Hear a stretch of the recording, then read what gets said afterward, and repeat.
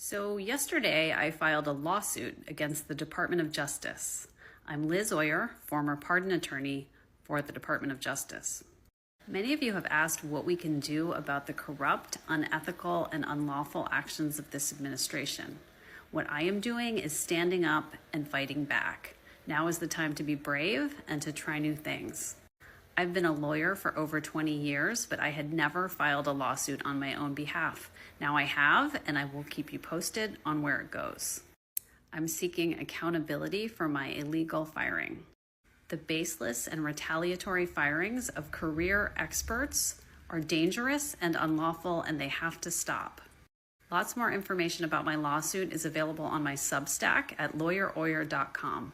Please subscribe to follow along for updates. Thanks. What happened? Hey, what's up, America? Donald Trump immigration court fucking over the American people on purpose because Orange Man bad, apparently. So we heard about how the Supreme Court blocked Donald Trump getting rid of illegal aliens under the Alien Enemies Act. That happened last night, but a lot of people don't know. Just moments after that, a Boston First Circuit judge said that Trump can't deport people to El Salvador and Libya. So basically, judges have come together to say Trump can't deport anybody from the United States. Well, they'll just break the law and then, okay, we're going to look the other way. And you can't deport any of them. Yippee! So that means that you can't deport them to other places. You can't deport them under an Alien Enemies Act. And apparently, even if they break the law, you can't deport them either. So all the liberal judges have come together to stop all deportations of illegal migrants, even though illegal migrants broke the law to get here and we're paying for them to live here. Don't you see how that's unfair for the American people, that my tax dollars have to pay for illegal immigrants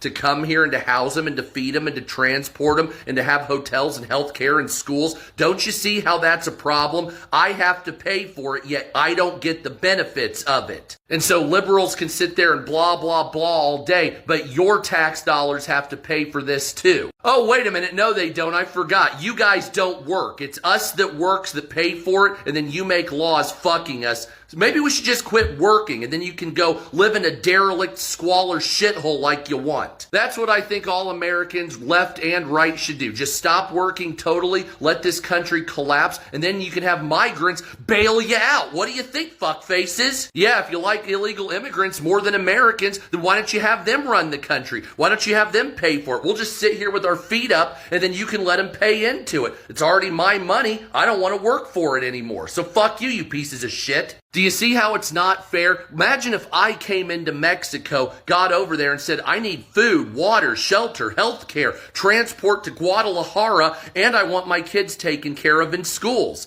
They would kick me the fuck out in 30 seconds. So why are you fuckers trying to normalize this shit when every other country says it's taking advantage, but you want me to pay? Fuck you. Yes, I'm not paying shit. Fuck you. Eat it. What's the matter, Donald? Are you getting scared? Because now you're having the MAGA Republicans start to message that if the MAGA Republicans lose the House of Representatives in the midterms, you are going to be impeached.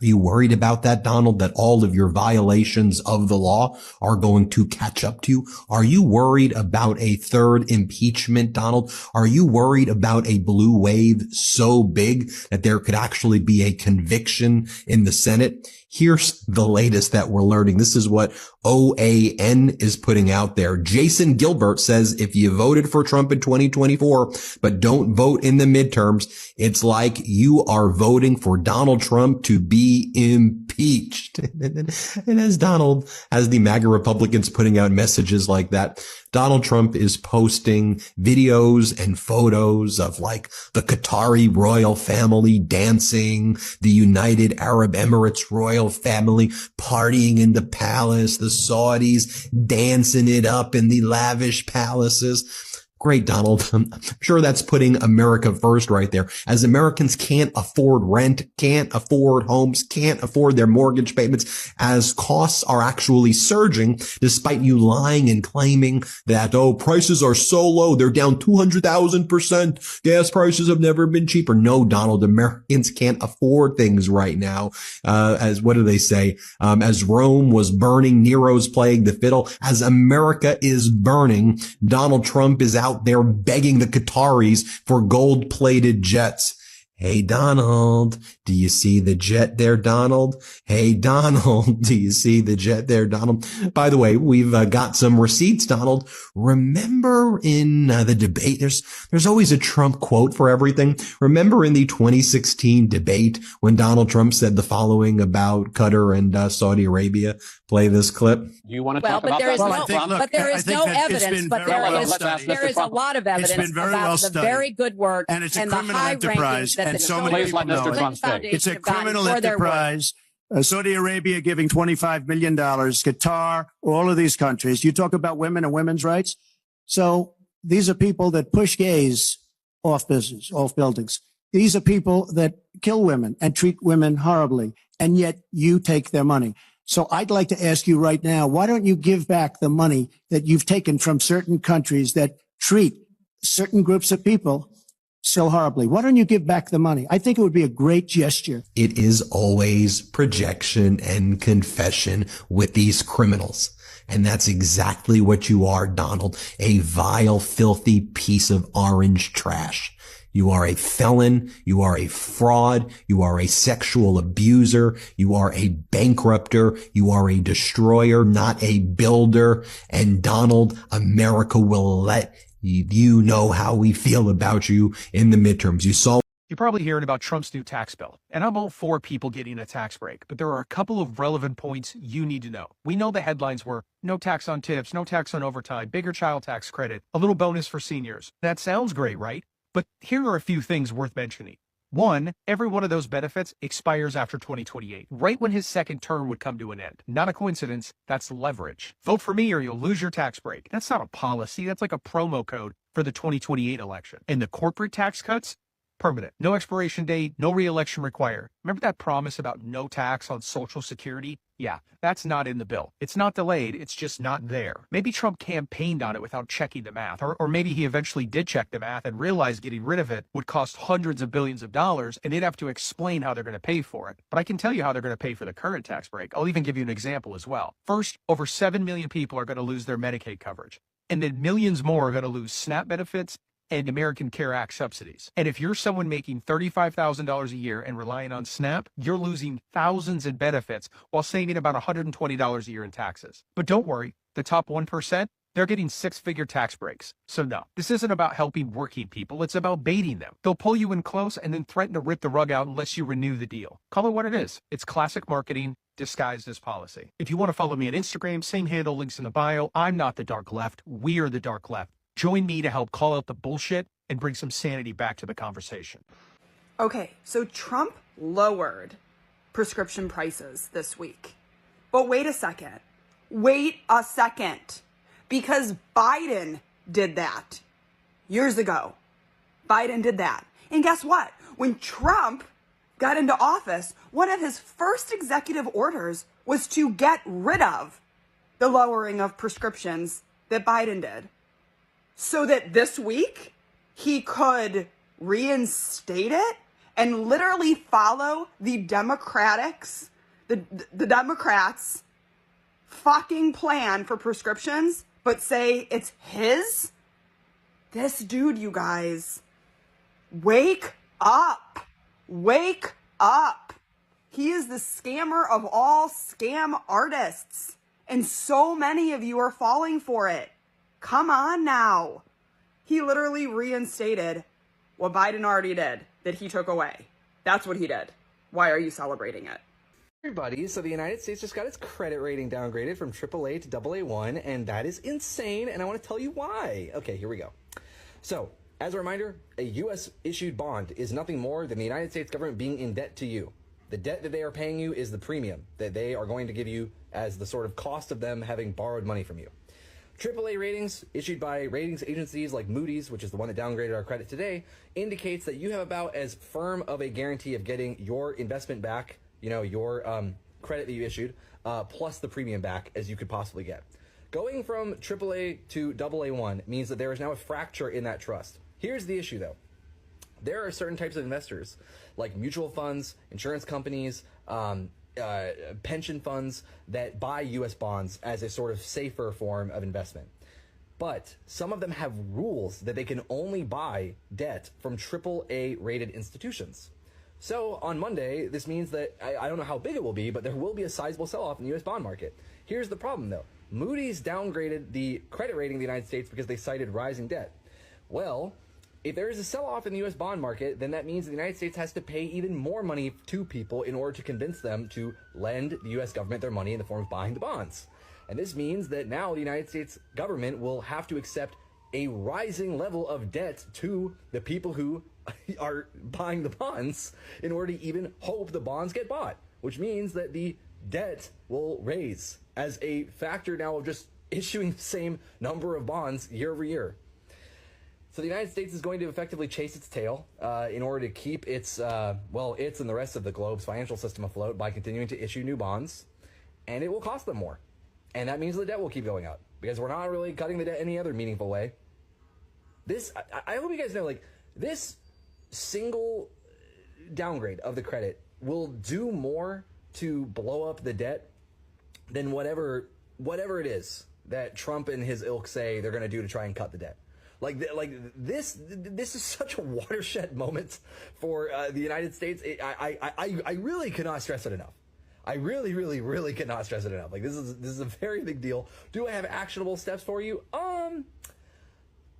Keep reading the news, man. I don't know. Like, it's a big deal. It's a big deal, and I don't really know what the next steps are. Just keep your head on a swivel for any headlines, okay? Once upon a time on the internet, there was a young farmer who faced an uncertain future. He had taken advantage of a program designed to help him improve his farming operations, a program offered by a Democratic president, I might add, for the purposes of the story, you see. He spent the money to build new fence, distribute water sources, and plant warm weather grasses, and lo and behold, a new Republican president came along and said, "Not so fast, young man. We need that money to give a $4 trillion tax break to billionaires." And without a thank you, a handshake, or even a nicely written apology, the young farmer was left out in the cold wondering aloud if his farm would survive. Now, the rest of the internet kingdom felt very little pity for the young farmer. After all, the young farmer had voted for the president who had dealt him such an unfair hand. "You're getting what you deserve," they said. "You effed around and now you're finding out," they said. "I hope you lose your farm," some of them said. Even the people who voted for the same president had unkind words for the young farmer. "Keep your mouth shut, boy. You're making us all look bad," they said. "Hush up. You're just a hobby farmer," they said. Well, the young farmer was confused, and rightly so. How could people say such horrible things? I could lose my farm. He was angry, confused, and feeling a little lost. Now, at the same time, there was an older farmer in southwest Missouri with arthritis, a bad liver, and a soft spot in his heart for young people who want a farm, sitting on his back porch, watching all of this drama unfold. And finally, against his better judgment, he got involved. "If you're willing to listen, young farmer, I'll tell you a little story," he said. "I'll explain how all of this happened. I don't want to see you lose your farm. I know you worked hard for everything you've got." The older farmer tried to speak to him with understanding and respect. "There's a reason for all of this," the old farmer said. "We don't respect each other anymore. Talk radio and biased news sources have created an environment where rather than seeking the truth and making decisions that benefit all of us in rural America, we now focus on owning the libs and using people's God-given differences as clubs to beat each other with. Rather than really considering the ramifications of policies on our brothers and sisters in rural America, we just vote for the cult of personality. If our guy says it, then we believe it, and we let the chips fall where they may. Something about the older farmer's words struck a chord across America. Even people who disagreed with what the older farmer said appreciated the way that he said it. Now, don't misunderstand.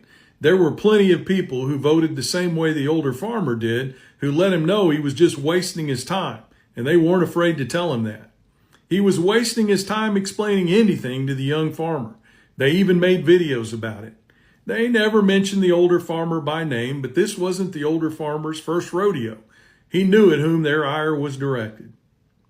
Now, the older farmer even invited the younger farmer into his internet home.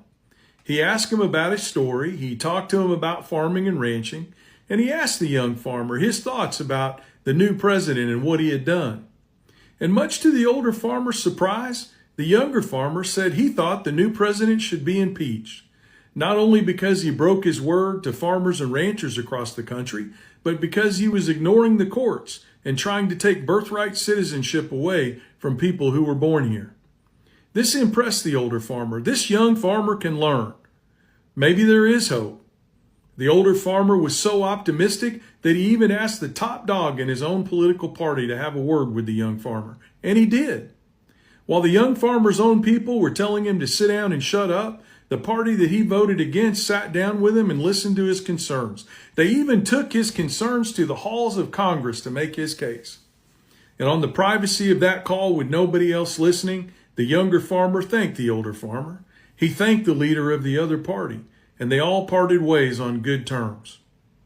But then something predictable happened.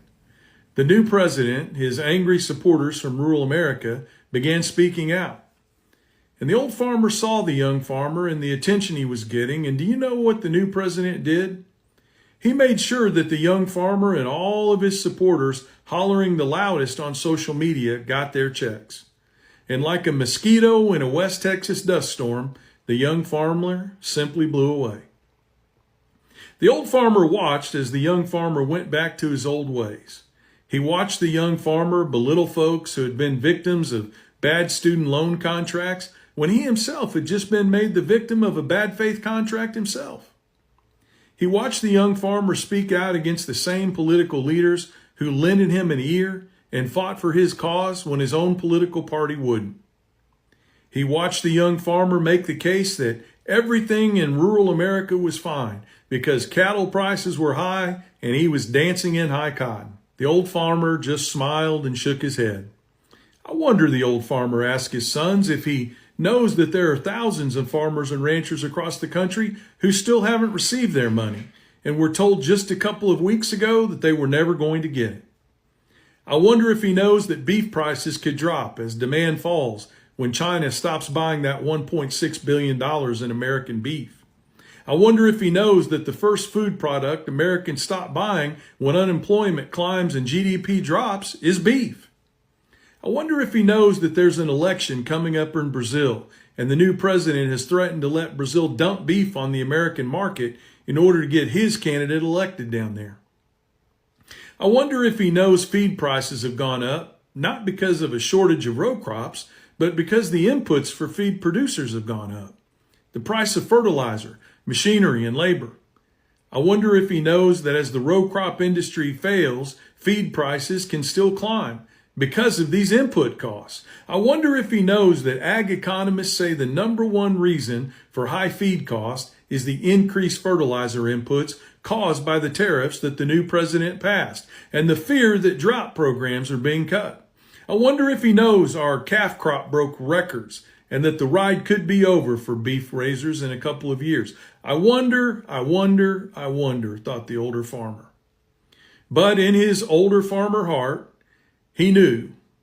He got up every day and did his chores, arthritis and all. He still got in his truck with 200,000 miles on it and drove all over the country talking to good rural people about saving our schools, saving our rural hospitals, and voting for politicians who believe that fighting for rural America doesn't mean using our differences as a weapon against us. And the older farmer also remembered that for every young farmer, there are 5 who do care about what happens to their friends and neighbors around them. They care about those who didn't get their checks, those who have lost their doctor, those who have to drive for 3 hours to get their chemotherapy, those whose schools have closed, those who have to ride a bus for 3 hours to get to the schools that are still open.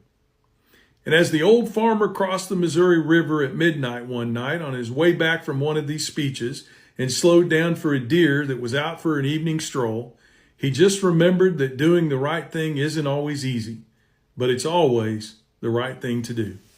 News. So MAGA voted for Trump because Trump promised to help the working class. But now he's breaking all of those promises one by one. Donald Trump's newest bill, you know, the one that's called like the One Big Beautiful Bill, was supposed to uplift the working Americans. No taxes on tips, no taxes on overtime, help for seniors, support for struggling families. And that's exactly why millions of Americans voted for him.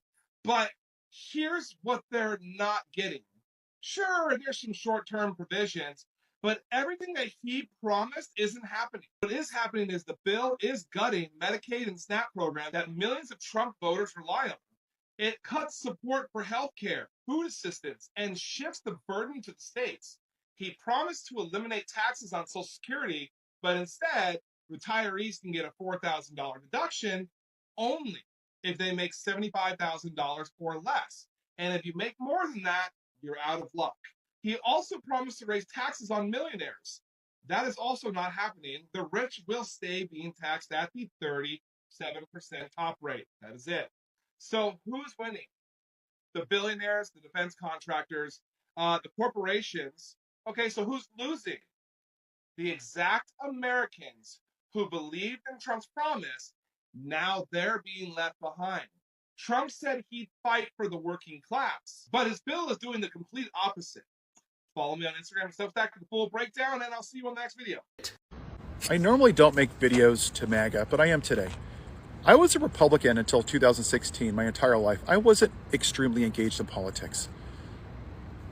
But after he got elected in 2016, it became very clear that they worshipped a man.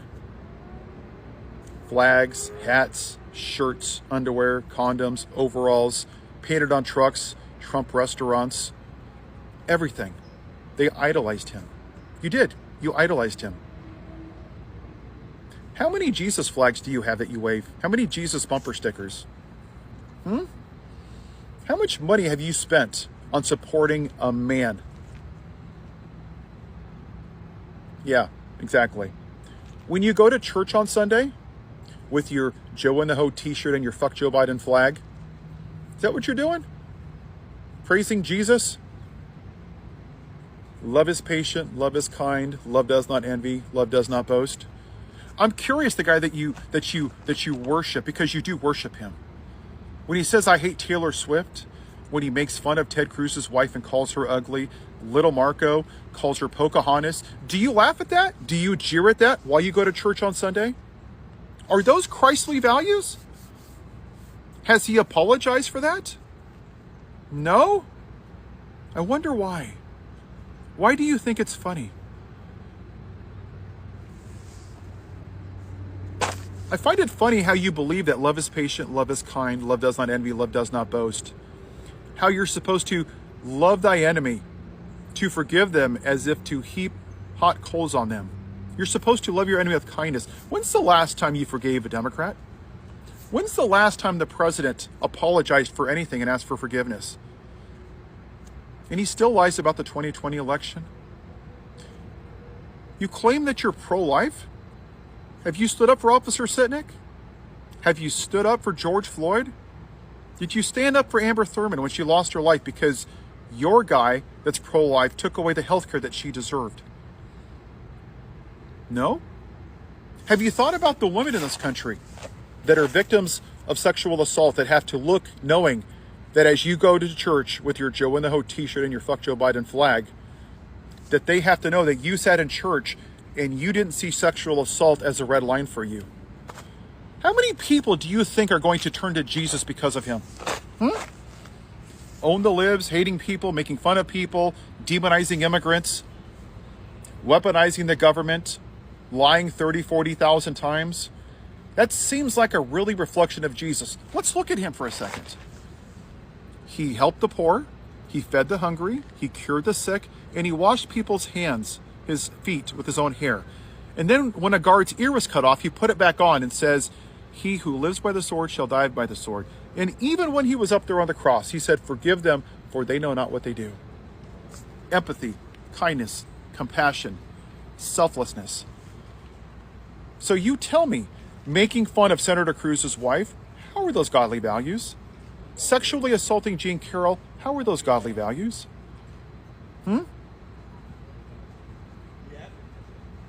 Siding with Vladimir Putin, a man who's unalived thousands and thousands of people in Ukraine, how is that pro-life? See, and when you hear this, if your very first thought is to defend yourself and your pride, that's exactly the problem. That's what a religious cult is that you make every excuse for that person, no matter what. It's devoid of critical thinking because you're more concerned about being right. If your first thought is to blame DEI or trans or CRT or George Soros or Hillary's emails or Obama, that's the very problem. That's a religious cult. There is nothing godly, Christ-like about anything that I just mentioned with this current president. Nothing at all. But you don't care. Because you chose Barabbas once again. You chose the insurrectionist over kindness and compassion and empathy. And it's clear. Listen to how you responded to Bishop Boudet. Let's have compassion for immigrants. Kindness. Understanding. Aren't those all the traits that Jesus gave us? That told us to live by? What did you say? You gave her the middle finger. You probably left her nasty messages because she wanted compassion. Because who wants that stupid shit, right? Who wants to be compassionate? Forget that. I want to follow Jesus. Oh, wait. Exactly. Going back to defending him. Once again. And then he demanded an apology. He wants an apology for an actual Christian that wants compassion, empathy, and kindness. You spit it out like bitter water. Because that's who you are. In Batman with Joker, Bruce Wayne's trying to figure out what they want. And he tells this story about a truck that was robbed by a bunch of villagers, and it had millions of dollars in rubies in it. And they unalived everybody, and they took the rubies, and they never showed up on the market to be sold. 6 months later, Alfred's walking through the village, and the kids are throwing the rubies around worth millions of dollars. And Bruce Wayne says, why didn't they sell them? He's like, because it was good sport. Because some people just want to watch the world burn. And I'm going to say this as a person of faith that goes to church. I am far from perfect that was a Republican. You just want to watch the world burn. You've chosen Barabbas, the insurrectionist, the criminal, because you want to be a lion, not a sheep. You claim that Jesus is your shepherd. How can a shepherd lead lions? Because you view sheep as weak. Because that's how this country's been designed, is that you have to be some kind of alpha male. And compassion and kindness is viewed as weakness, and it's not. Why are you going to church on Sunday if you view compassion and kindness as weakness, forgiveness as weakness, love as weakness, loving thy enemy as weakness? Why even go to church? Because it sure feels like your church is a one man, and that's the President of the United States. He is your God, the Constitution is your Bible, and MAGA is your religion. You cannot serve two masters. You cannot live in both light and darkness. You cannot call yourself a follower of Jesus and serve an antichrist. You cannot do both. So pick a side. But don't call yourself a Christian when you go to church with your fuck Joe Biden flag on Sunday and say it's in the name of Jesus because you have to own the libs. You have a good day. All right, guys. Thank you for watching. Credit to all the people on this video. All credits to all the creators of this video. Don't forget to like and subscribe. If you like content like this, watching content like this, consider subscribing to the channel. Let me know in the comments below what do you think about this whole situation that's going on in the United States with the Republican Party. All the promises that Trump made, he just lied to everybody. On the bill that he's signing, he's not implementing any of the promises that he made to the United States of America, people that voted for him. But so that and he just lied. So let me know in the comments below what do you think about that. Thank you for watching, and see you guys in the next one. Bye bye.